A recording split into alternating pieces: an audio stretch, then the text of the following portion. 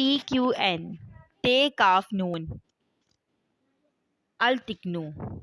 It's a skilled person. It's mean all the expertise necessary to establish an economic system. The things that helps to solve an issue. An example is of the expertise in mineralogy, anything that may help in correcting something. Ibn Faris give these fundamentals meaning to strengthen something strictly black soil. Al-Takunul Amra Ittikanan, to firmly establish an issue. The Quran states in relation to Allah 27:88, He was created everything absolutely proper and firmly.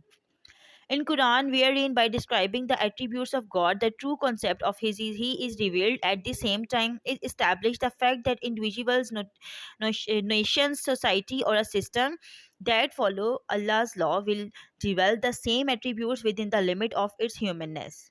For example, 27:88, it is a Allah's attribute that He has created everything perfect. It is to show that everything the community of believers produces will be as near perfect. It will have neither slack nor weakness in it, and it will not be weak or incomplete. In the scheme of nature, it is vehemently asserted as in verse 67:3.